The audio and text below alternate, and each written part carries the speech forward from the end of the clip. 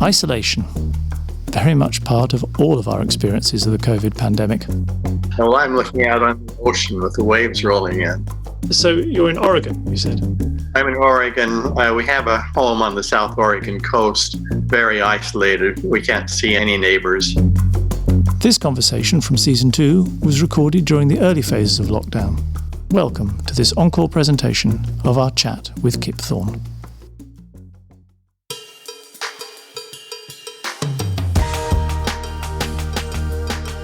In the 70s, I thought we would have this done within 1 decade, 2 decades at the most. This is Nobel Prize Conversations. You just heard 2017 Nobel Physics laureate Kip Thorne. And I was quite wrong. In the end, it required nearly 50 years. And so I think I would have done it anyway. I really saw the payoff as being absolutely enormous.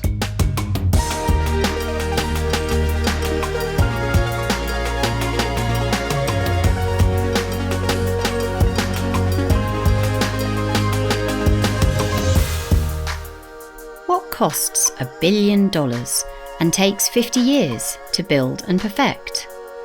LIGO, a machine to detect gravitational waves.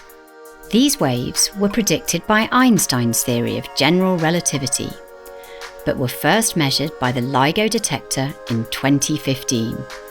And in 2017, Kip Thorne was awarded the Nobel Prize in Physics, together with Rainer Weiss and Barry Barish, for decisive contributions to the LIGO detector and the observation of gravitational waves. The host for Nobel Prize Conversations is Adam Smith, Chief Scientific Officer at Nobel Prize Outreach. This podcast is produced with the support of our Nobel International partners, 3M, ABB, Ericsson, and Scania. So here's our conversation with Kip Thorne about his friendship with Stephen Hawking, our prospects for time travel, and sizing up the solar system with a 4-foot sun. First though, Einstein. I thought we'd better start with Einstein, since that's where it all began. It seems so incredible that equations that he wrote over 100 years ago should still be feeding the imagination and experiments of physicists now and into the future. Does it strike you as just amazing how much those general relativity equations contain? That is quite amazing. Then once you have inserted properties of matter, they contain basically everything that's classical. It's not quantum mechanical. And that really is quite remarkable. That they've lasted for 100 years is not terribly surprising. Newton's lasted for a lot longer than that before Einstein replaced them. But it is just an indication of their enormous power. And did it have to be Einstein who came up with general relativity, or was there really nothing particular about him and somebody else would have done it if he hadn't done it soon enough? Well, I expect somebody else would have done it ultimately, but not in that same time frame. There was nobody else looking in that direction for a description of gravity. It was radically different from what anybody else was pursuing, except that Hilbert, after conversations with Einstein and reading some of Einstein's early efforts in this direction, he jumped onto it and pursued it in parallel. But without Einstein having started in this direction and gotten almost there before Hilbert jumped in, it would not have happened in probably, I would guess, for several decades. At least 1, maybe 2. Can you say what it was that was allowed him to do it? Is it possible to go back in time and answer that question? I think the key thing was his intuition that gravity would not be described as a field or a force that lives in the space and the time that of special relativity. Special relativity, which Einstein and others had formulated. Others played a major role there. Described space and time as what we call flat. It's like the surface of a flat table. It's Euclidean geometry, but carried into time as well. And the very natural way that one would describe gravity then was as a force, a field that lives in that flat space and time. And it was Einstein's insight that in 1912 that it was much more likely that gravity was associated with a curvature or warping of space and time that was so profound. And it broke the mold of the direction that other people were pointing, broke the mold of the natural directions. He had this intuition that was just much deeper than anybody else of his time. And I think many of us would say than anybody else in history of what they called natural philosophy then, physics today. Thank you. That was beautifully described.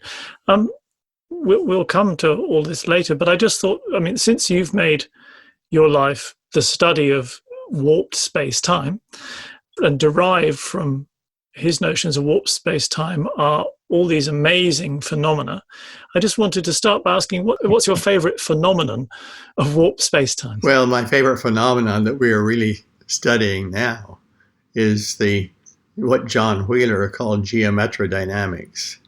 It's the wild, dynamical behavior of the shape of space and the rate of flow of time that is triggered by, for example, the collision of black holes. We're studying then the analog of a storm at sea, a wild storm at sea, where instead of the shape of the surface of the ocean that is writhing, it's the shape of space and the rate of flow of time that's writhing.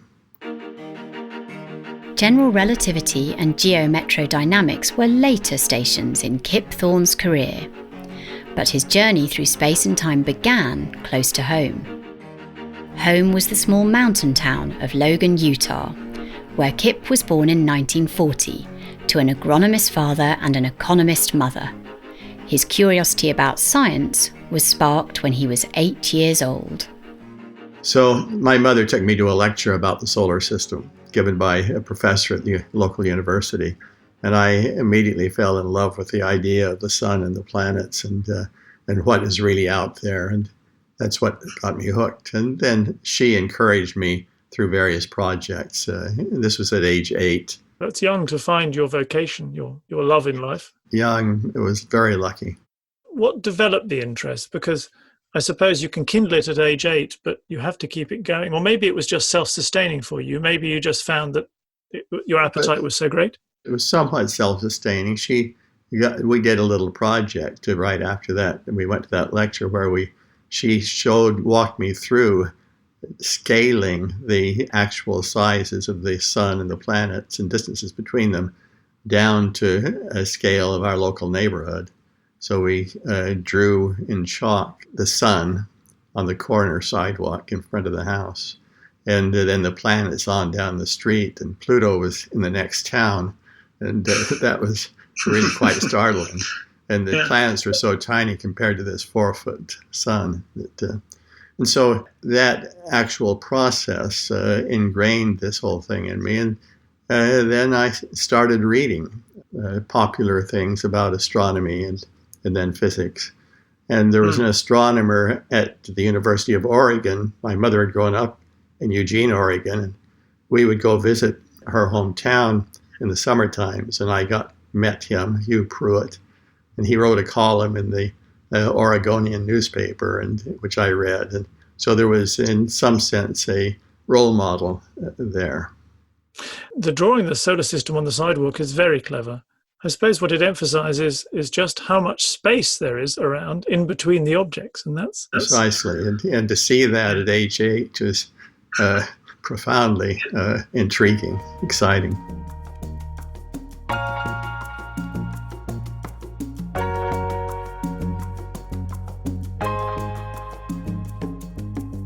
You chose to work on relativity quite early, and in a way it was a prescient choice because it wasn't the happening place that it became when you chose it. How did you know? How did you know it was a good choice? Well, I fell in love with relativity as a kid. At age 13, I read a book titled 1, 2, 3, Infinity by George Gamow, who was a great physicist and cosmologist. And so I wanted from that point on to really understand these ideas of Einstein and warped space-time. And that continued to be a central driving force for me as an undergraduate, but there was the only relativity course taught at Caltech, a very good one. It was taught by H.P. Robertson, who died in an automobile accident between my third and fourth year, and I was going to take it in the fourth year, so I was sort of devastated that he had passed away and that the course was not being given. But I went into the library and browsed through the physics journals to see who was doing interesting work on relativity then in my senior year, my fourth year. And I discovered that there was really interesting work being done by John Wheeler and Charles Misner and the people, students around him at Princeton. That's the only really exciting work that I could see was being done. And so I set my heart on going to Princeton, working with Wheeler, which I did do. But as an indication of how it was looked at in those days, I did a wonderful project in theoretical astrophysics with Jesse Greenstein, who was one of the great astrophysicists of that era and sort of the lead figure in astrophysics at Caltech. I did this between my junior and senior years. And then I had a conversation with him before I went to Princeton, said I was going to Princeton to work on relativity with John Wheeler. And Jesse said to me, he said, "You be careful. It's unlikely that relativity is relevant to anything in the universe except the Big Bang and the birth of the universe, and that's all. And we just don't have the tools to observationally study the Big Bang, and so I'm afraid you're going to wind up in a dead end." That was I'd say it was the dominant attitude among astronomers and probably most physicists of that era.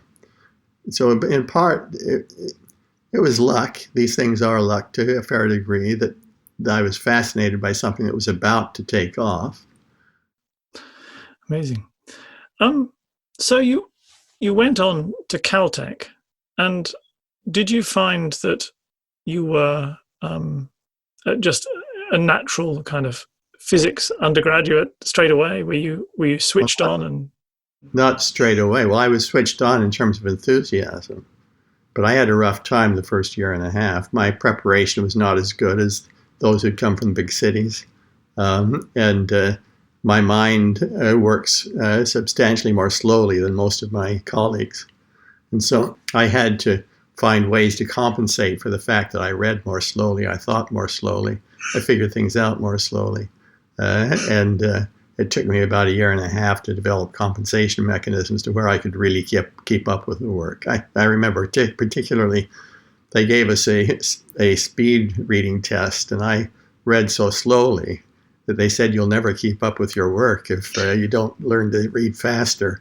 And so they put me in a course not for credit to learn how to read faster. I didn't have time to pursue that course because my other homework was so much more interesting and on my back. Isn't it interesting that, because I can't imagine them teaching speed reading these days. That was a particular fad I guess this was 1958. It was a fad at that time. And the fads even invaded Caltech.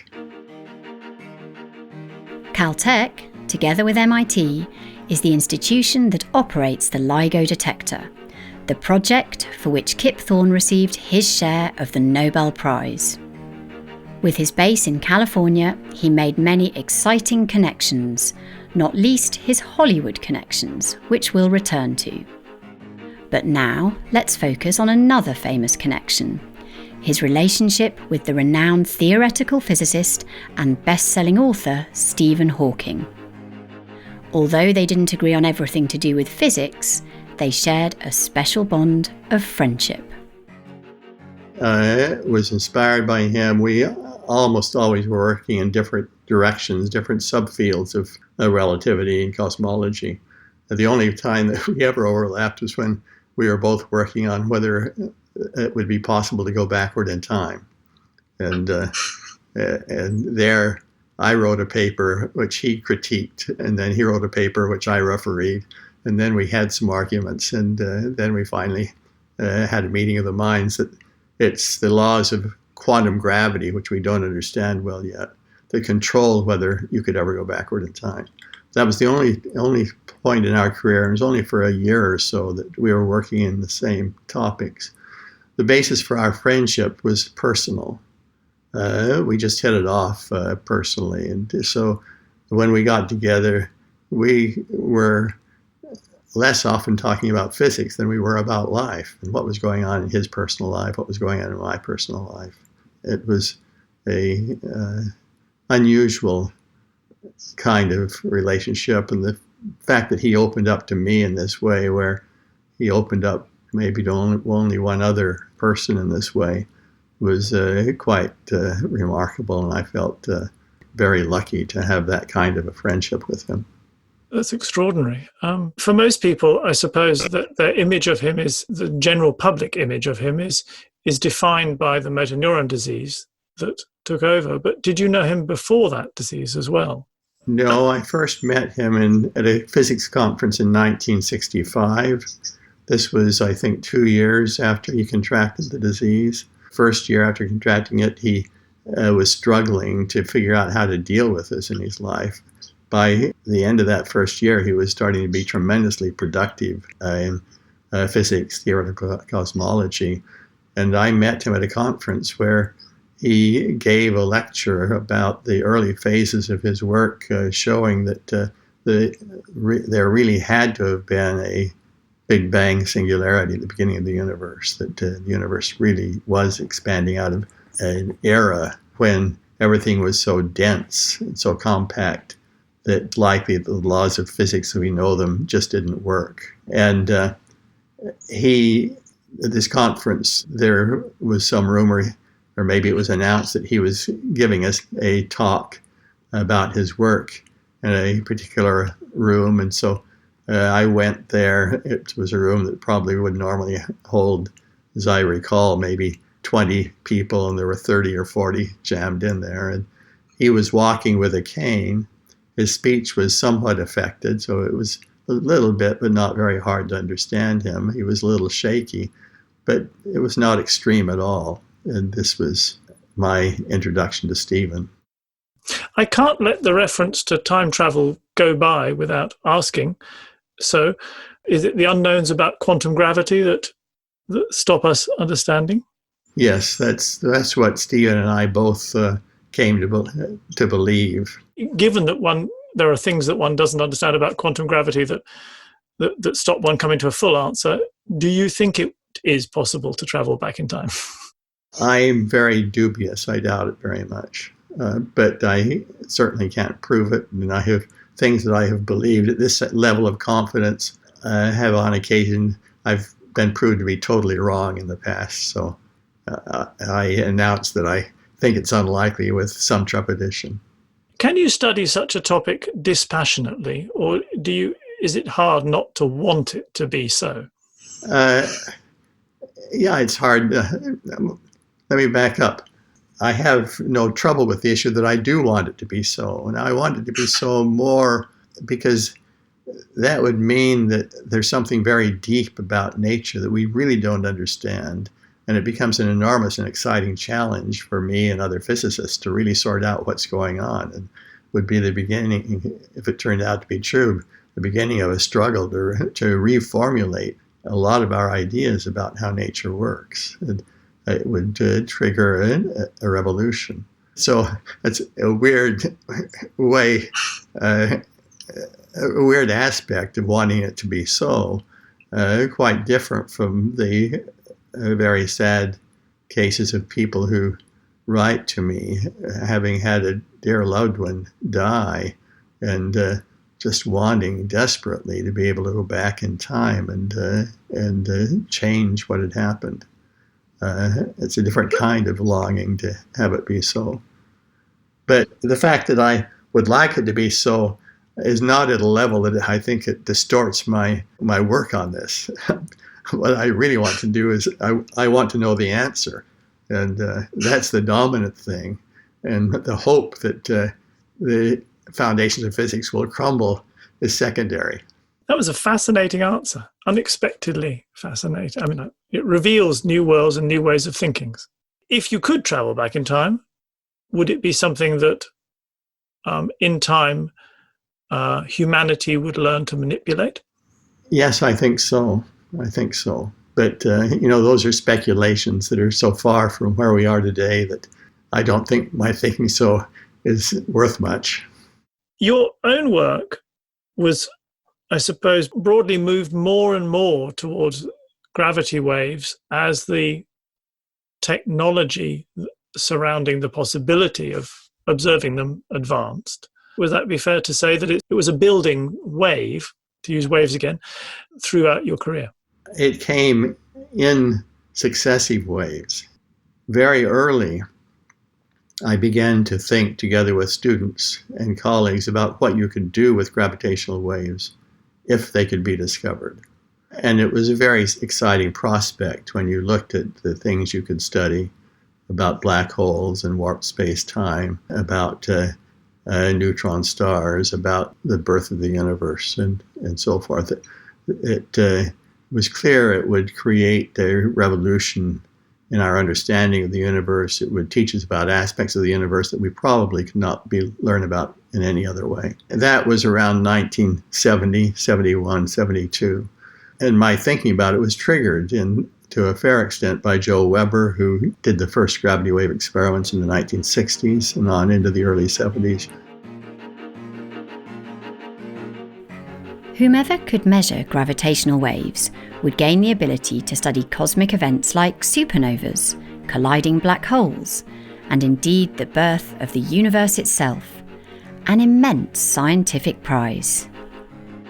In pursuit of this prize, physicist Joseph Weber created his detector, the Weber bar, a 2-metre aluminium cylinder tuned to act like a resonator for the gravitational shock created by a supernova.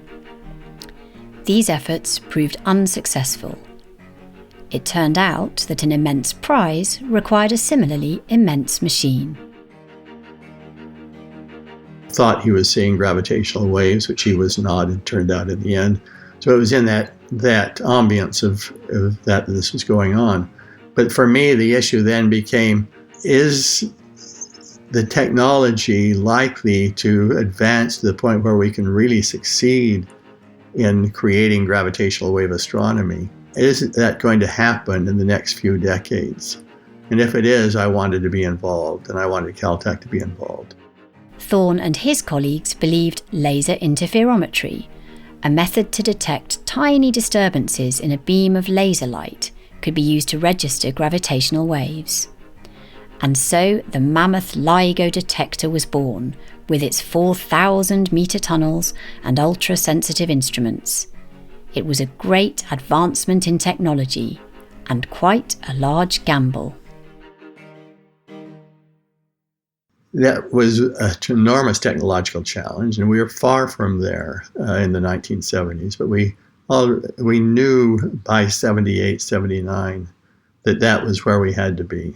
And the issue was that it seemed clear by then also that it would be near impossible for the bars to reach that sensitivity, but the interferometers had a pretty good shot at it.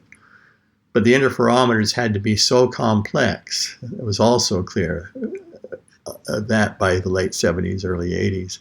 So complex that it would be a tremendous challenge also for them to build something that is capable of removing all sources of noise at this incredibly, exquisitely tiny level of measurement. There's so many things could go wrong. It would have to be a really complex instrument in order to deal with all of them and bring them all under control.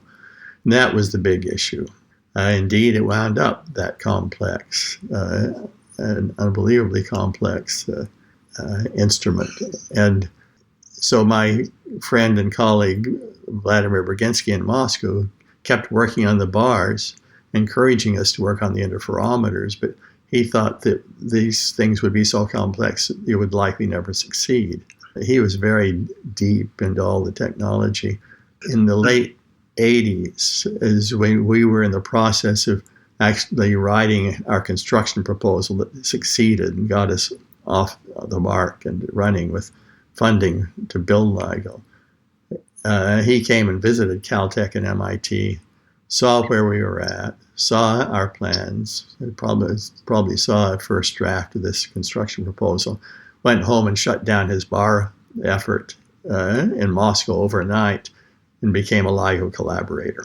Gosh, it's very interesting to an outsider to see how, in a way, how certain you were that you were doing the right thing and how long-term you have to be in your planning. There's a great deal of kind of belief and resilience and just sustained effort in there. I certainly did not know how long it would be. In the 70s, I thought we would have this done within 1 decade, 2 decades at the most. And I was quite wrong. In the end, it required nearly 50 years. And so I think I would have done it anyway. I really saw the payoff as being absolutely enormous.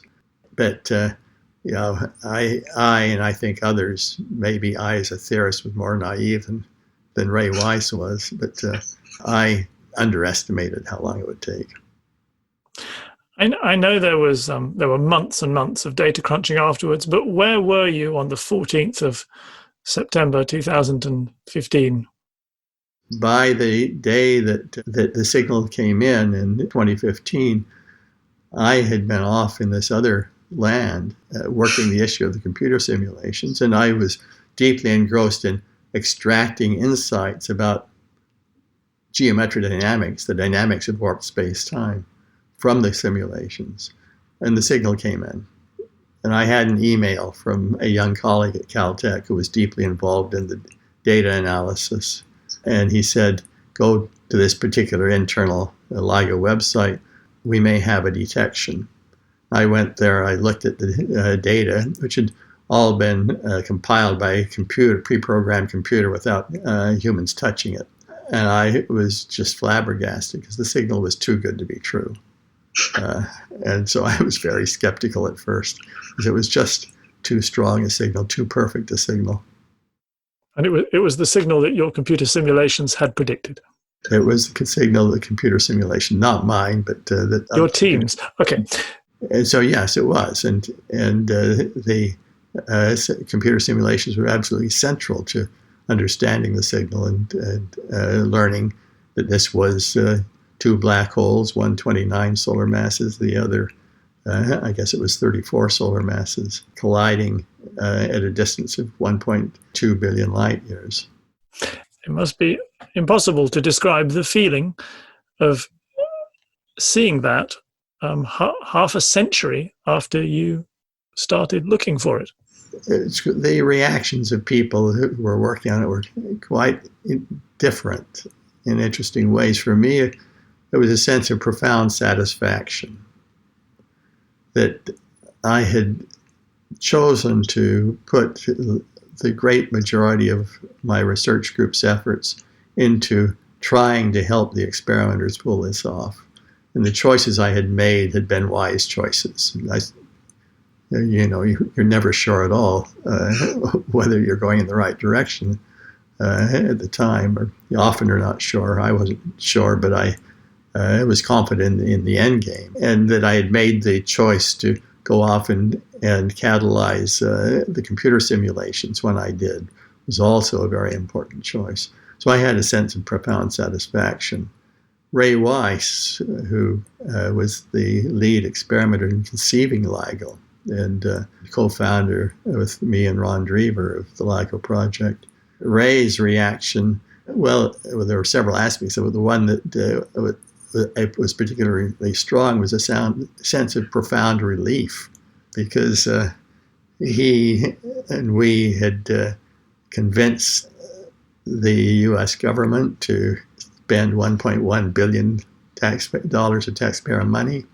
We had attracted nearly 1,000, I guess more than 1,000 other people to come in and work on this, and who were staking their careers on this with no detections.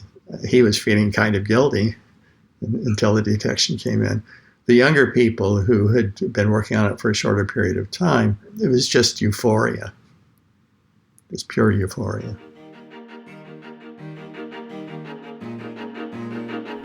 Besides being known for helping discover gravitational waves and receiving the Nobel Prize, Kip Thorne is also known as the Hollywood physicist. Since leaving Caltech in 2009, he's worked with artists, musicians and filmmakers at the crossroads of science and the arts. For example, the physics at the core of the blockbuster movie Interstellar come from a film idea by Kip Thorne. When Chris Nolan took the helm of the project, he rewrote the plot, but he wasn't allowed by Thorne to rewrite the laws of physics. The challenges were indeed great when Hollywood's special effects collided with the film's black hole. I provided the equations, tested them out using Mathematica to produce movies that were precise computer-generated movies of what it would look like if you were near a black hole that had a disk of hot gas around it. And we even had to develop a whole new way to generate these movies, because the standard way of tracing light rays that come from the hot gas and whirl around the black hole a few times and come to the camera, the standard way didn't work. Produced flickering on an IMAX screen because of light rays got pried apart by what we call the tidal gravity of the black hole. And so we had to create a whole new way of even doing these visualizations, where we propagated light beams that overlapped with each other from the hot disk around the black hole to the camera. So all the images that you see were generated in that manner. It's really what you would see if at very high resolution versions of what you would see if you were near a black hole with a hot disk of gas around it. Isn't it amazing that for most of us, the closest we'll get to being astrophysicists is going to the movies to see Interstellar. And if we look closely, we'll see Einstein rings around a black hole and all these things, yes? It is. It's really quite remarkable. And it was a wonderful experience working with them on this. And after we were all done, we wrote a paper for a physics journal, Classical and Quantum Gravity, which is a journal that comes out of the UK. And in that paper, it's about a 40-page paper that has all the equations that we use to generate these images. It describes the new method that we devised to propagate light beams to generate the images. And it is, at this point, by a very large margin, the most widely downloaded paper from that journal in history. But it, in fact, is becoming a foundation for future visualizations by both astrophysicists and Hollywood movie makers. You depict wormholes in that movie as well. That's same way with computer visualizations. But those, one doesn't know whether they exist or not. We don't know whether they exist or not, but we can postulate the shape of a wormhole. We presume the wormhole was spherical. It would be hard to conceive of one that wasn't spherical unless it was dynamical. And so then we postulate a particular shape. How long is the throat of the wormhole? How big is the mouth of the wormhole? And so we had lots of different shapes that we did calculations for, and we gave Christopher Nolan film clips and images of what do things look like with wormholes of various shapes. He chose the shape in a manner that produced the most interesting looking images for the movie. Well, you clearly enjoy this very much indeed. Is it just fun you do, or is there more of a reason behind it? Well, yes, it was fun, but I think I was inspired by George Gamow to get into astrophysics, into relativity and physics when I was 13, reading 1, 2, 3 Infinity. And I have long had a desire to inspire the next generation of young people to become interested in science. And there's nothing more powerful for inspiring young people, I think, than movies and video games, but things that have a lot of visualization in them. So this, in some sense, was my passing George Gamow's message on to the next generation. It's a lovely idea that that Kip Thorne is the 20th century George Gamow. I would like to think of that I through Interstellar and other things that I'm doing at the interface between science and the arts, that I'm able to inspire people, particularly young people, about science in the way that George Gamow inspired me.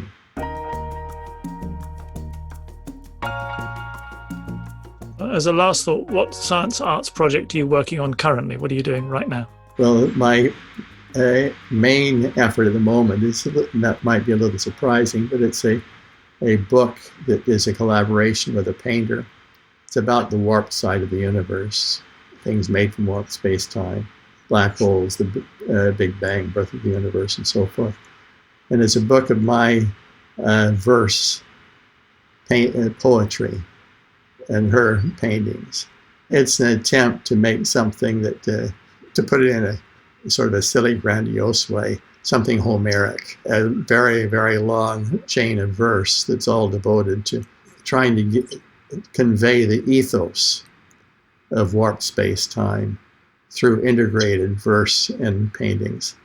Yes, I would have thought if the intention is to attract young people into it, just the idea, just the very phrase, the warped side of the universe, is enough to get people excited. Gets me excited. It's been an enormous pleasure speaking to you. Thank you very much indeed. Well, I've enjoyed it greatly. Thank you, Adam. Thank you.